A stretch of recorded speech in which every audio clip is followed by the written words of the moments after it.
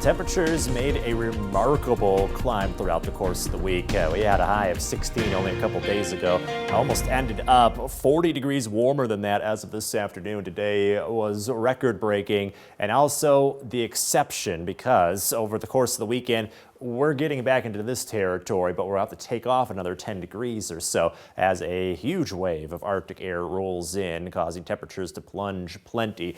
The cold is right about knocking on our doorstep. We got the first of a series of cold fronts coming through, and we'll eventually end up more in this territory as we go into the end of tomorrow, and then Sunday especially is when that bitter stretch starts. And you're probably asking, why has it been so cold lately? We've had a few waves of Arctic air. This time around, it's the polar vortex also getting involved. So that's something that's always there in the atmosphere. Generally, it's a large area of low pressure and strong winds that keeps out that extra chilly air bottled up around the poles. What happens though is without those jet stream winds, which keeps that air bottled up, that cold air can slosh southwards. So we sometimes get a piece of the polar vortex. It's not the whole thing, but it's a lobe of it that comes down.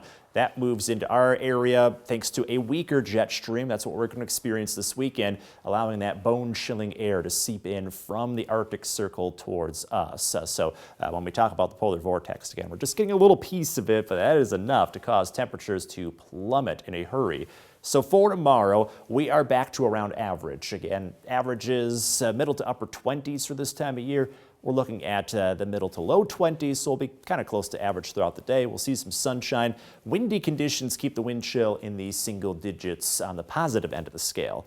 And then as that piece of the polar vortex arrives, single-digit highs on Sunday, wind chill in the minus 15 to minus 25 range over the course of the end of the weekend. That means frostbite in under 30 minutes if you're not careful. And once we get down below zero Saturday night with the wind chill, we're not going to see the positive end of the scale until Wednesday. So we're looking at 4 straight nights of those bone-chilling conditions. So you need to make sure that you've got ways to stay inside and layered up as much as possible because those dangerous wind chills settle in starting Saturday night and lasting through early next week. Now we do recover after that. We're back to around average starting Wednesday. That means the 20s return and lots of dry weather, so there's no snow to contend with on top of this cold. We'll just have to deal with the dangerous cold. In your most accurate 10-day forecast, we'll see conditions possibly back above freezing as we go into the weekend and early next week. So there will be some relief eventually arriving, but it's going to take a long stretch of chilly air to get there first.